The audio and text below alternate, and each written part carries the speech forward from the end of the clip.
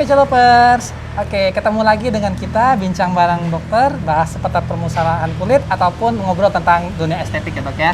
Oke, nah hari ini saya sudah ditemani salah satu narasumber dokter praktisi di BPC. Dengan dokter siapa dok kalau boleh tahu? Saya dengan dokter Ira.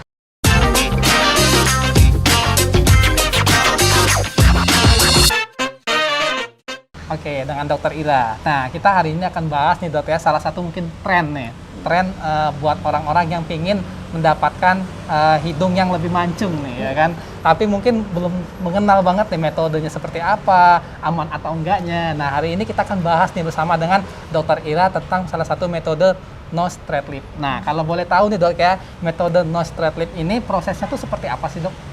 Oke, sebelumnya saya jelaskan dulu bahwa metode nose thread lift itu adalah suatu metode yang dapat menjadi alternatif kamu untuk meninggikan batang hidung kamu dengan cara memasukkan benang medis yang nantinya akan larut dengan sempurna di lapisan bawah kulit hidung kamu. Oke, jadi sebenarnya metode ini dibantu dengan benang tadi dok ya? Iya. Untuk mengangkat hidung agar lebih kelihatan Batang mancung, hidung batang kelihatan hidung lebih mancung, mancung. ataupun membuat lebih ramping ya dok ya? Iya, tentunya. lebih ramping dan lebih tegas. Lebih tegas, jadi biar mancung kamu lebih kelihatan ya dok ya tentunya dok ya. Nose thread lift ini nggak aman katanya, karena benang yang dipakai nantinya itu akan dibongkar lagi tuh di kemudian hari, karena sifatnya itu tidak larut. Sebenarnya benar nggak sih dok faktanya seperti itu? Oke. Benang yang kita pakai untuk nose thread lift itu ada saat ini ada 3 nih. Ada PDO, ada polydioxanon, ada PLLA atau polyl-lactic, atau ada juga PCL, polycaprolacton. Dan 3 benang ini semuanya diserap dengan sempurna. Oke, Tapi jadi larut ya dok ya? Semuanya larut, tapi semuanya yang membedakan 3 benang ini itu dari ketahanannya. Oke, Berapa lama dia dilarutkan sempurna oleh tubuh kita. Oke. Gitu.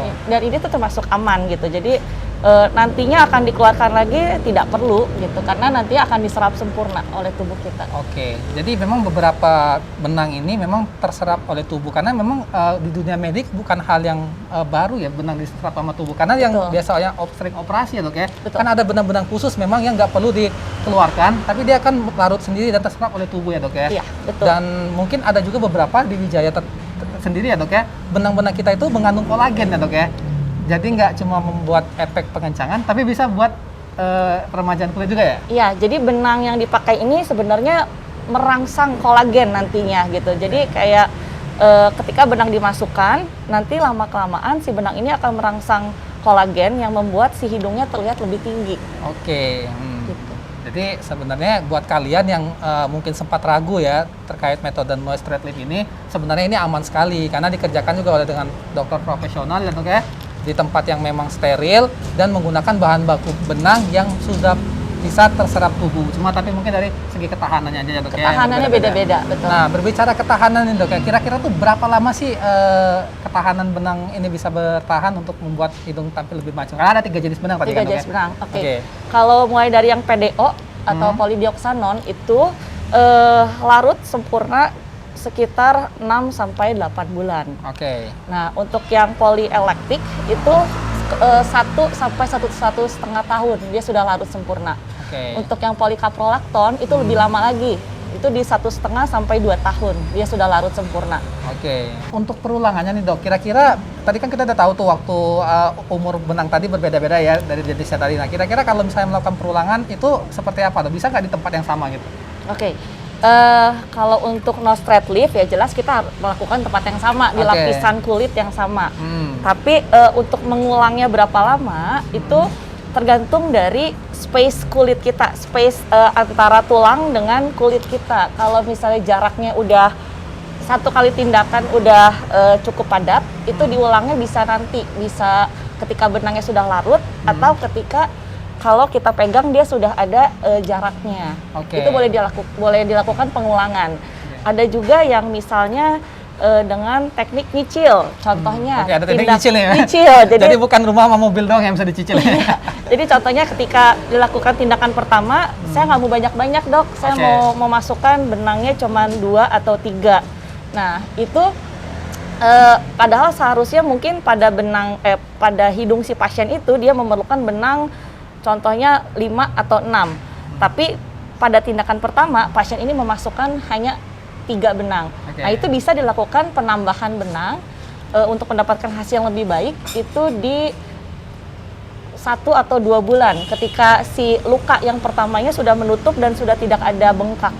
Oke, nah jadi sebenarnya lebih baiknya bisa dikonsultasikan ya dok ya. Jadi ketika memang betul. dokter juga sebagai di sini selain memberikan rekomendasi tentang benangnya apa, nanti itu bisa dipantau juga ya dok ya perkembangannya untuk ke depan supaya nanti kalau memang ada mau upgrade atau ada penggantian ataupun udah perulangan itu udah sesuai ya dok ya. Betul. Dengan prosedur mediknya. Memang ini udah harus diulang. Jadi jangan kamu yang menentukan nih. Kayaknya mau ditambah lagi dok ya. Biarkan dokter ya dok ya. Harus konsultasi dulu. Harus konsultasi. Oke. Nah, tadi kan dokter udah berbicara nih tentang jenis-jenis benang dan terus apa namanya perulangannya dan cenderung lebih aman ya dok tentunya ya.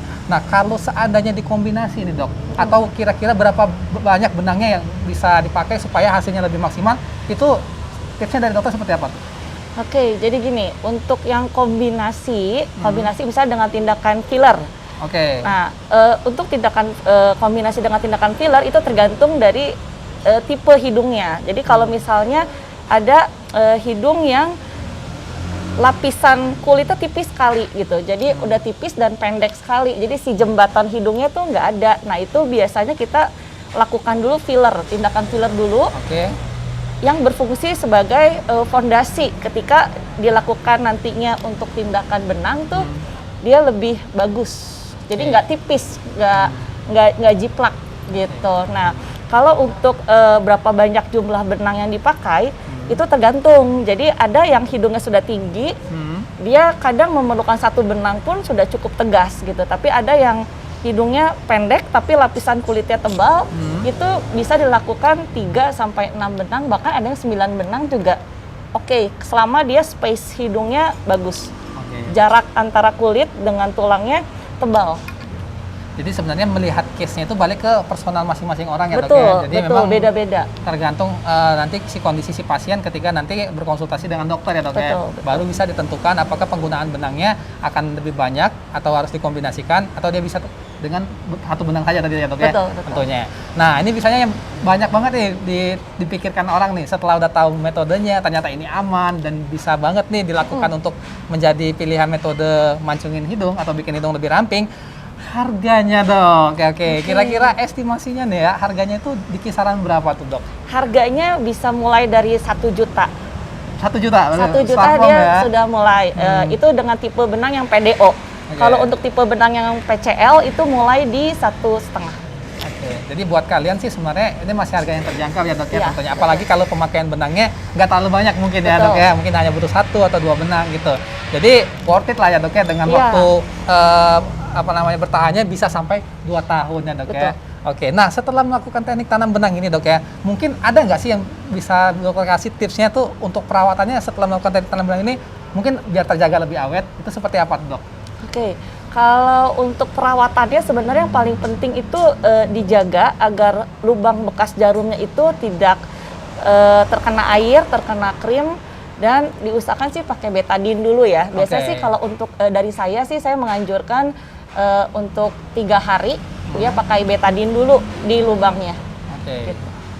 Jadi sebenarnya sih prosedur yang memang akan dikasih tahu ya dok ya? Iya, nantinya akan diberitahu.